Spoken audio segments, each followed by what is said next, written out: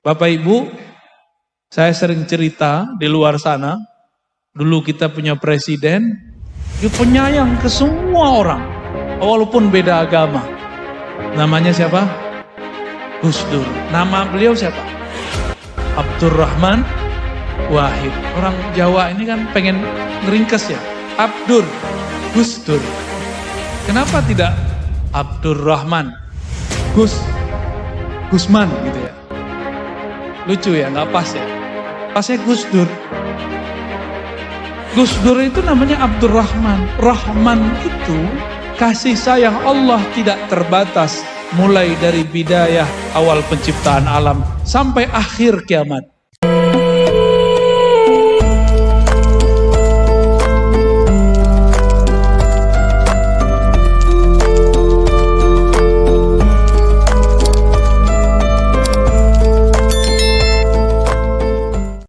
Di dalam surat Asy-Syams, Allah bersumpah.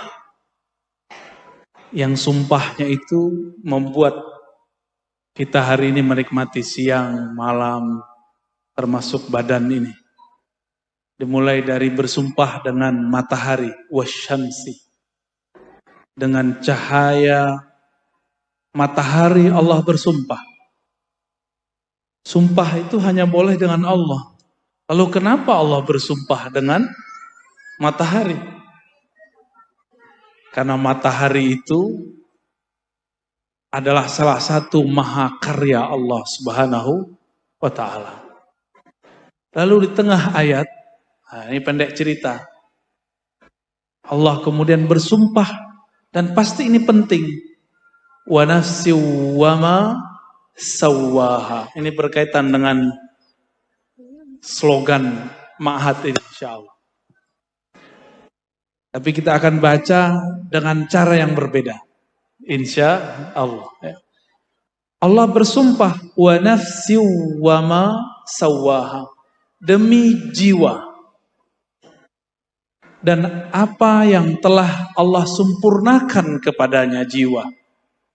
Apa yang Allah sempurnakan pada jiwa? Yaitu ruh. Sawwaha biruhi. Dengan ruh yang ia tiupkan. Maka dalam tubuh kita ini, Bapak Ibu, tubuh ini dan jiwa di dalamnya, Allah pernah bersumpah. Maka jangan main-main dengan sumpah Allah. Itu sebabnya siapa yang membunuh, menyakiti satu jiwa, itu sama dengan membunuh semua jiwa. Karena Allah telah bersumpah dengannya. Ya.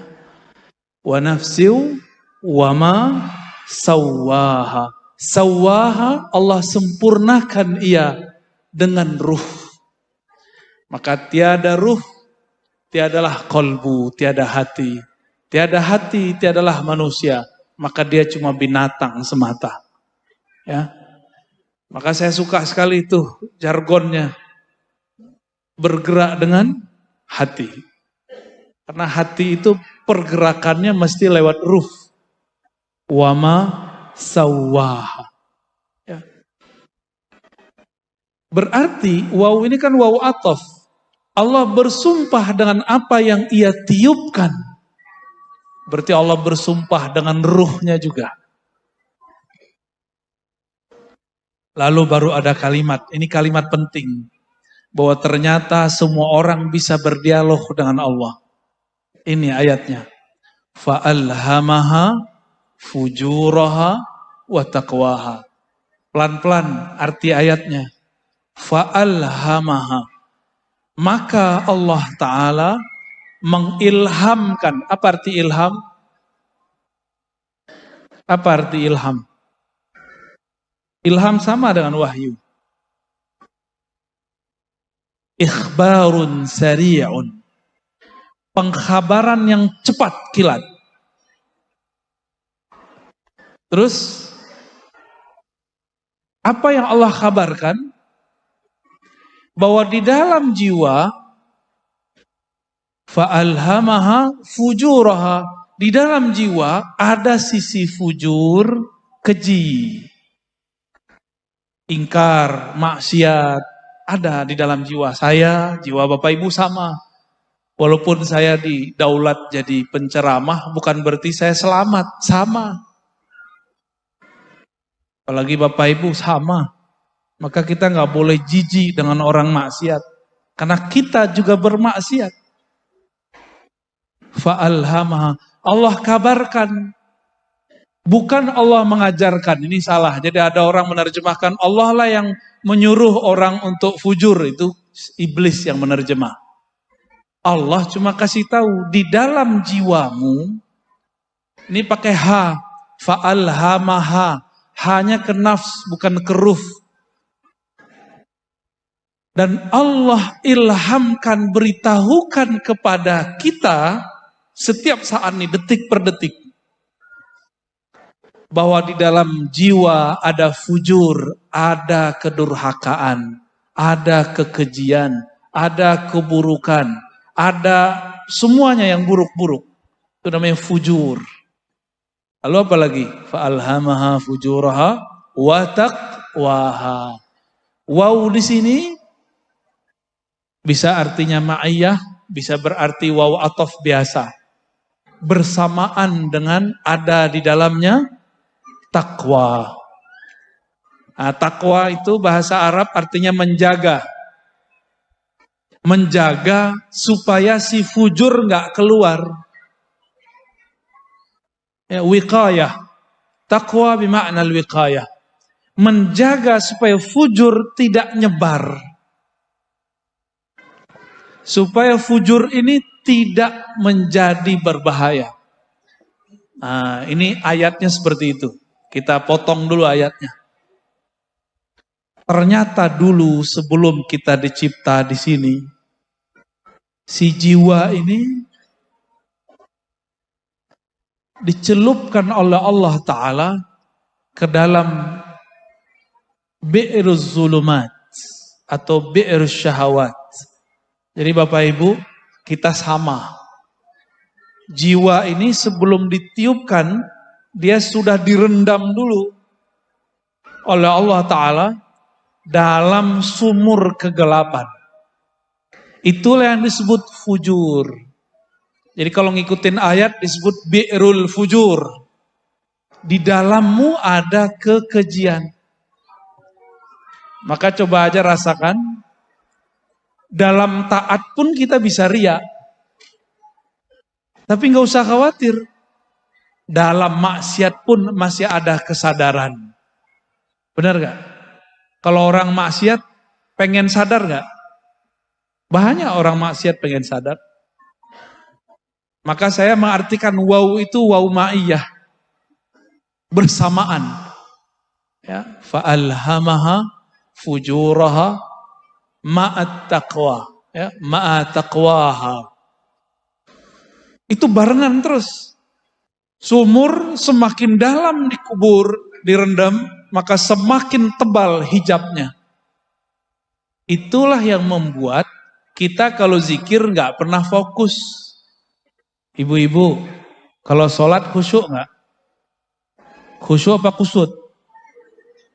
Mulai dari takbir sampai assalamualaikum, ingatnya siapa? Karena sholatnya sholat pakai ini. Sholat kok pakai otak? Kan ustadz-ustadz sekarang pinter-pinter ngajarin jamaah sholat pakai otak. Gimana caranya? Menerjemah kata-kata. Itu nggak benar. Memahami boleh, menerjemah jangan. Karena menerjemah pakai otak. Otak itu banyak cabangnya. Coba, kalau kita pakai pikiran, mikirin bangunan dari 300 meter, menjadi sekarang berapa bagai? 10. Begini, stres. Jadi jangan pernah menghadap kepada Allah dengan ini. Saya mau tanya, anak titipan Allah atau titipan suami? Bapak Ibu pernah pengen anak cowok, dikasihnya apa? Cewek. Pengen cewek, kasih cowok. Pengen cowok cewek nggak dikasih. Muka anak pengennya mirip kita, tahu-tahu mirip pasangan kita. Ibu-ibu ini kan paling cemburu nih, bapak-bapak ya. Waktu orang bilang, mirip bapaknya. Itu ibu-ibu cemburu itu. Kalau kita dibilang, mirip ibunya, kita seneng. Berarti yang nafsu ini.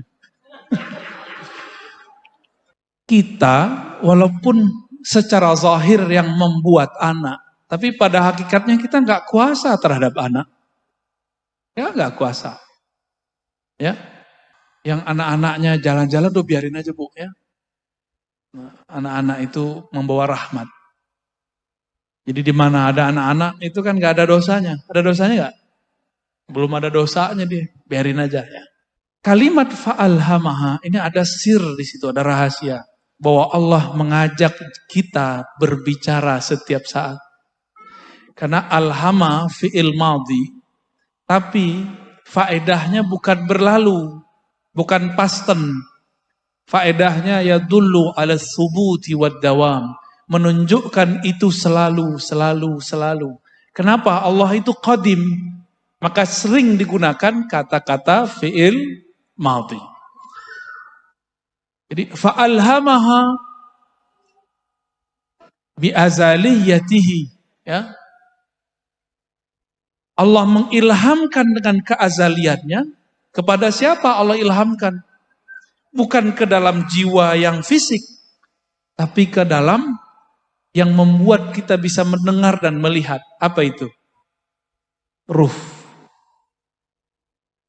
Bapak Ibu kalau sholawat tersentuh, itu yang tersentuh siapa? Air mata, mata yang nangis, atau jantung yang deg-degan, atau suara yang bagus jadi telinga kita bergetar. Siapa sebenarnya yang bergetar? Yang bergetar itu kolbu. Kolbu itu bergetar karena diberitahu oleh ruh. Karena tempat ilham bukan kolbu. Kolbu tempat Allah memandang.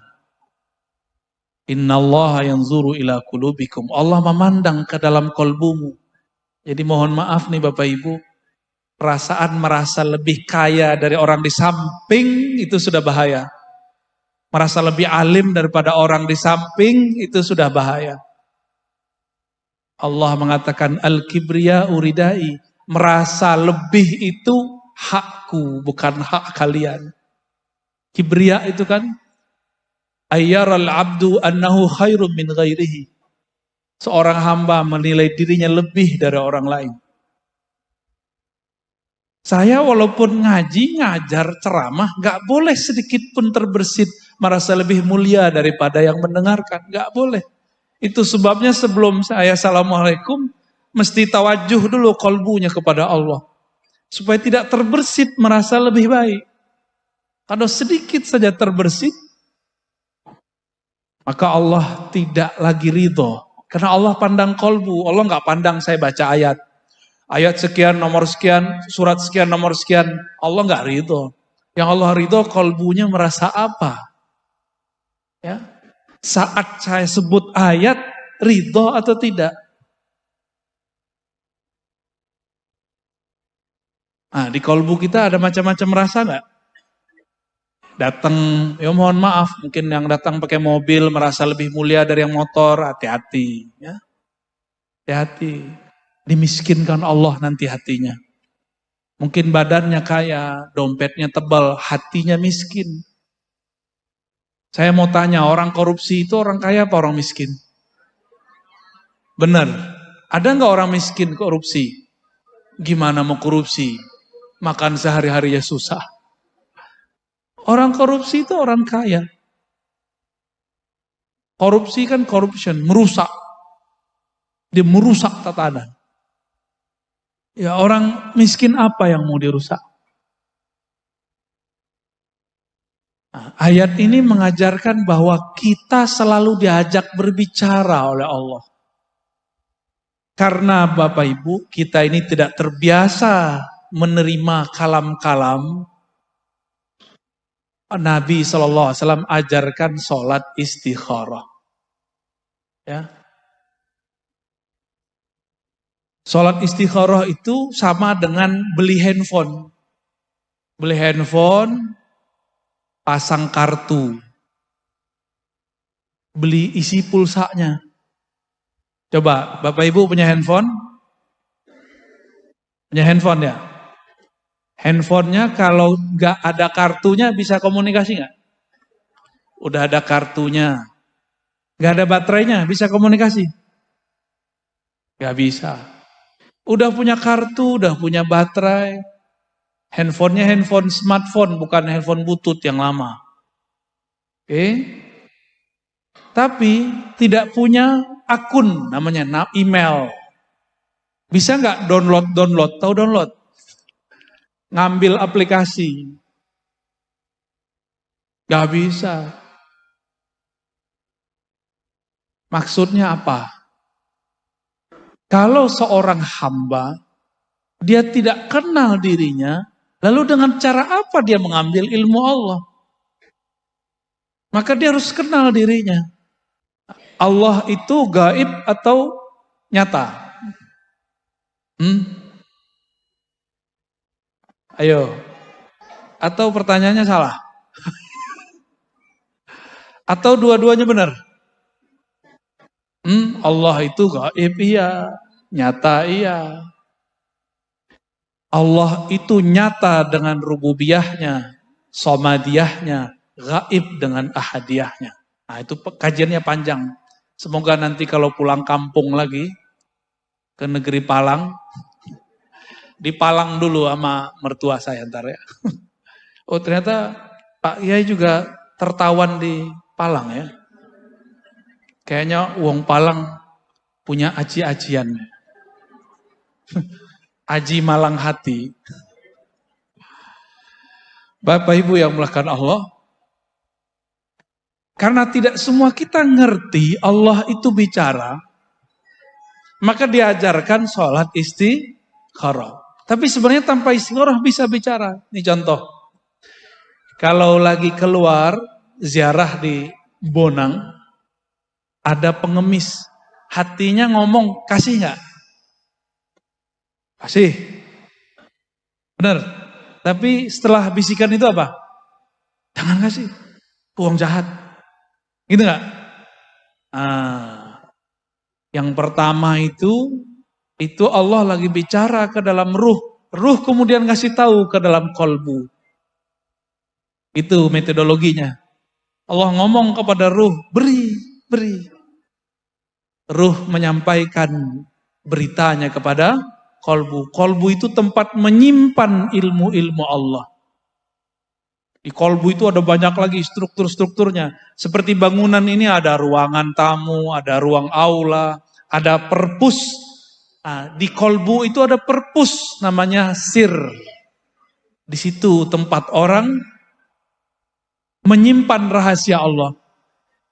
Kalau santri nggak pernah ke library, nggak pernah ke perpustakaan, cakrawala dia dapat nggak? Cerdas nggak dia? Gimana mau cerdas? Dia jauh dari perpus. Sama, seorang hamba Allah punya kolbu, tapi kolbunya tidak diajak masuk ke dalam perpustakaan kolbunya, bernama sir. Maka ilmunya cuma yang tertulis, yang dibaca. Disitulah banyak kiai-kiai ilmunya mentok. Berhenti. Bingung. Habis ini apa lagi? Karena dia tidak diajak mengenali cara masuk perpus. Kalau ada yang bukan siswa, santri, masuk perpus, diizinkan nggak? Ada pegawai library nggak nih? Maktabah, ada. Diizinkan nggak? Kalau nggak punya ID card?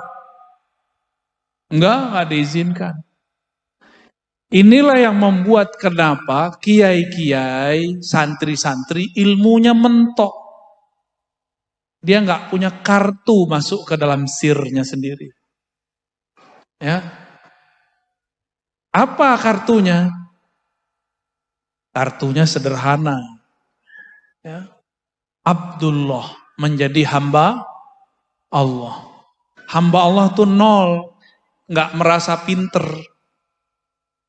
Kalau masih merasa pinter nggak bisa masuk. Maka setiap hamba, setiap kita ini ada pasang-pasangannya dari Asmaul Husna. Bapak Ibu, saya sering cerita di luar sana, dulu kita punya presiden, dia penyayang ke semua orang, walaupun beda agama. Namanya siapa? Gus Dur. Nama beliau siapa? Abdurrahman Wahid. Orang Jawa ini kan pengen ngeringkes ya. Abdur, Gus Dur. Kenapa tidak Abdurrahman, Gusman gitu ya? Lucu ya, nggak pas ya. Pasnya Gus Dur. Gus Dur itu namanya Abdurrahman. Rahman itu kasih sayang Allah tidak terbatas. Mulai dari bidayah awal penciptaan alam sampai akhir kiamat. Rahman. Mau mukmin, mau kafir, mau binatang, mau tumbuhan, mau babi, mau kambing, semuanya dapat rahman Allah Subhanahu wa ta'ala. Maka seorang hamba yang datang kepada Allah dengan rasa rahman, dia pasti punya karakter mencintai semua makhluk. Kita ini kan jangankan sama non muslim, beda NU Muhammadiyah aja udah gak terima. Ya, bener. Percuma orang NU punya kiai kayak Gus Dur. Kok masih benci sama beda kelompok. Kalau wilayah keluar dari lor itu apa namanya yang ke arah Palang itu. Oh, itu kalau ini masjid Muhammadiyah, masjid NU, kayaknya udah beda agama aja. Biasa aja lah. Ya. Berarti kolbunya belum rahmaniyah. Baru nama Rahman belum tembus. Gimana mau dapat ilmu laduni? Mau wiridan 1000 tahun gak akan tembus. Orang wiridan itu pengen sakti, pengen kasyaf. Tapi satu nama belum tembus. Gimana mau tembus nama yang lain? Ya, maka kunci menjadi Abdurrahman, membuang semua kebencian kepada siapapun makhluk. Menyayangi orang taat, begitu juga sayang kepada orang yang terjebak maksiat. Orang taat bisa maksiat dalam taatnya, dan maksiatnya tidak terlihat. Maksiat orang taat apa? Yang Romo Kiai Huda sangat khawatir sekali. Kalau enggak orang torikot enggak bisa begitu. Khawatir apa? Khawatir riya. Cuma orang torikot yang khawatir riya. Karena memang diajarkan zikir jahar, zikir sir, zikir khafi. Kenapa orang masih kena riya? Karena di kolbunya masih sepi, belum ada nama Allah.